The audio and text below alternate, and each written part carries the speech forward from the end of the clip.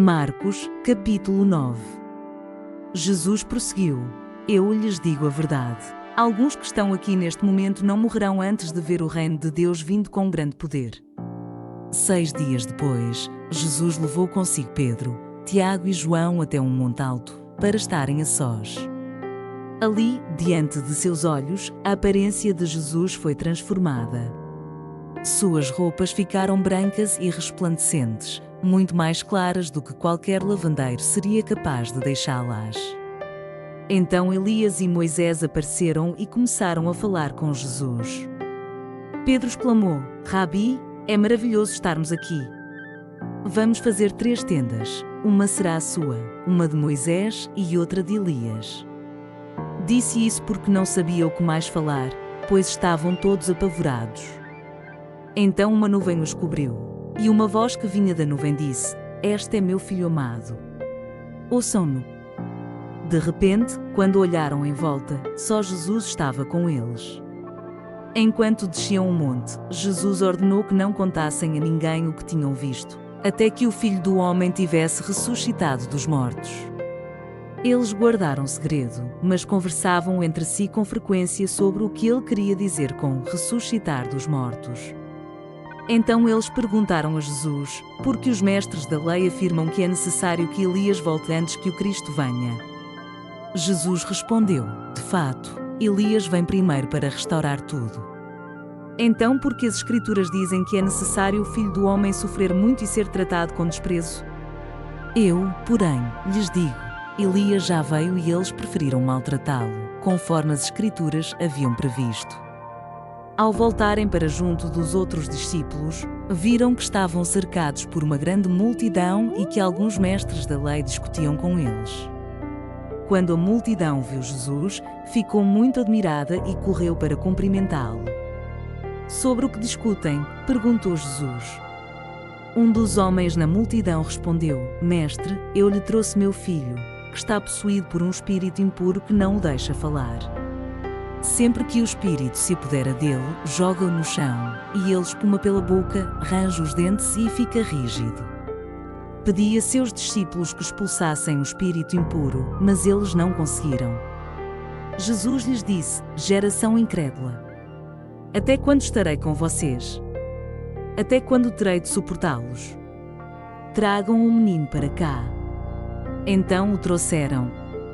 Quando o espírito impuro viu Jesus, causou uma convulsão intensa no menino e ele caiu no chão, contorcendo-se e espumando pela boca. Jesus perguntou ao pai do menino: há quanto tempo isso acontece com ele? Desde que ele era pequeno, respondeu o pai. Muitas vezes o espírito lança no fogo ou na água e tenta matá-lo. Tenha misericórdia de nós e ajude-nos, se puder. Se puder, perguntou Jesus. Tudo é possível para aquele que crê. No mesmo instante, o pai respondeu: Eu creio, mas ajude-me a superar minha incredulidade. Quando Jesus viu que a multidão aumentava, repreendeu o espírito impuro, dizendo: Espírito que impede este menino de ouvir e falar, ordeno que saia e nunca mais entre nele. O espírito gritou, causou outra convulsão intensa no menino e saiu dele. O menino parecia morto. Um murmúrio correu pela multidão: ele morreu. Mas Jesus o tomou pela mão e o ajudou a se levantar, e ele ficou em pé. Depois, quando Jesus estava em casa com seus discípulos, eles perguntaram: por que não conseguimos expulsar aquele espírito impuro? Jesus respondeu: essa espécie só sai com oração. Ao deixarem aquela região, viajaram pela Galileia. Jesus não queria que ninguém soubesse que ele estava lá, pois queria ensinar a seus discípulos. Ele lhes dizia: o Filho do Homem será traído e entregue em mãos humanas. Será morto, mas 3 dias depois ressuscitará. Eles, porém, não entendiam essas coisas e tinham medo de lhe perguntar. Depois que chegaram a Cafarnaum e se acomodaram numa casa, Jesus perguntou a seus discípulos: sobre o que vocês discutiam no caminho? Eles não responderam, pois tinham discutido sobre qual deles era o maior. Jesus se sentou, chamou os 12 e disse: quem quiser ser o primeiro, que se torne o último e seja servo de todos.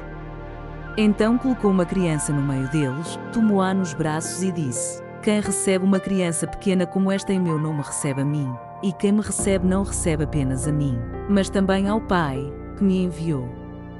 João disse a Jesus: Mestre, vimos alguém usar seu nome para expulsar demónios. Nós o proibimos, pois ele não era do nosso grupo. Não o proíbam, disse Jesus. Ninguém que faça milagres em meu nome falará mal de mim a seguir. Quem não é contra nós é a favor de nós. Eu lhes digo a verdade, se alguém lhes der um simples copo de água porque vocês são seguidores do Cristo, essa pessoa certamente será recompensada. Mas, se alguém fizer um destes pequeninos que confiam em mim cair em pecado, seria melhor que lhe amarrassem ao pescoço uma grande pedra de moinho e fosse jogado ao mar. Se sua mão o leva a pecar, corta-a fora. É melhor entrar na vida eterna com apenas uma das mãos que ser lançado no fogo inextinguível do inferno com as duas mãos. Lá os vermes nunca morrem e o fogo nunca se apaga. Se seu pé o leva a pecar, corte-o fora. É melhor entrar na vida eterna com apenas um pé que ser lançado no inferno com os dois pés. Lá os vermes nunca morrem e o fogo nunca se apaga. E, se seu olho leva a pecar, lance-o fora. É melhor entrar no reino de Deus com apenas um dos olhos que ter os dois olhos e ser lançado no inferno. Lá os vermes nunca morrem e o fogo nunca se apaga.